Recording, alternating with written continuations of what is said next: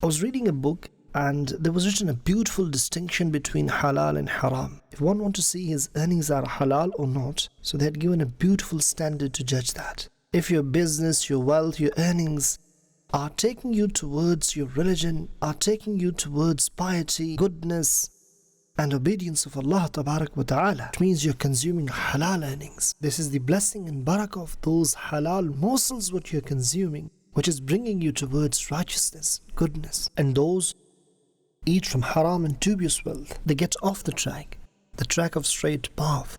Hence, we should all learn Islamic laws of doing business. Don't do business without learning. I request all of you, employees should learn rulings about doing job. Those who work for others, they should not think that I work hard all day and I earn halal. No. Your honesty, loyalty, trustworthiness, and sincerity with your boss, all these matter. Now, how to act upon? First of all, a person should think, if I end up earning haram, that will lead to my destruction. And one should read about destructions of haram earnings and blessings of halal earnings. Inshallah, this knowledge will help him to act upon. As it is narrated by Abdullah bin Mas'ud radiyallahu ta'ala, and Prophet of Allah sallallahu ta'ala alayhi wa alihi wasallam said, the one who earns haram wealth, if he gives in sadaqah, it's not accepted. If he spends, he doesn't get blessing and barakah. And if he leaves behind as an inheritance, that would become means of his entrance into hellfire. Allah does not remove evil with evil, but evil with goodness. Undoubtedly, evil does not remove evil. It is the curse of haram wealth that when it is given in sadaqah, it is not accepted. When it is spent, it doesn't have barakah. And when left behind in inheritance, leads to fire of hell. Sometimes we don't feel barakah. It is possible that lack of blessing is due to haram earnings or lying.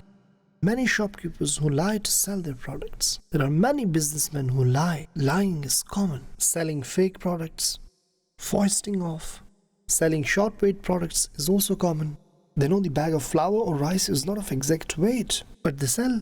And if they know it's not of exact weight, but they don't inform customer. If you talk about other businesses, those that do clothing business, they do fraud.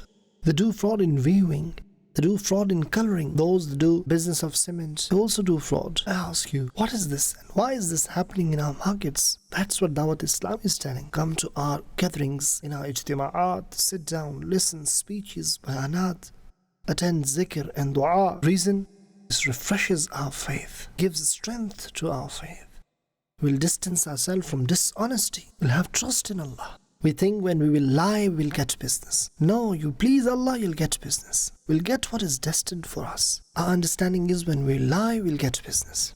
It is mentioned in narrations that stock is sold by lying, but barakah is taken away. When barakah is gone, then what is left behind in our wealth? Abu Bakr Siddiq radiyallahu ta'ala narrates that Prophet of Allah sallallahu ta'ala alayhi wa alihi wasallam said, Allah has made paradise haram on that person whose body is nourished by haram income. Such a severe warning. May we all earn halal and do our work and business honestly, sincerely and truthfully. Ameen bijahin Nabil Ameen. Sallallahu alayhi wa alihi wa sallam.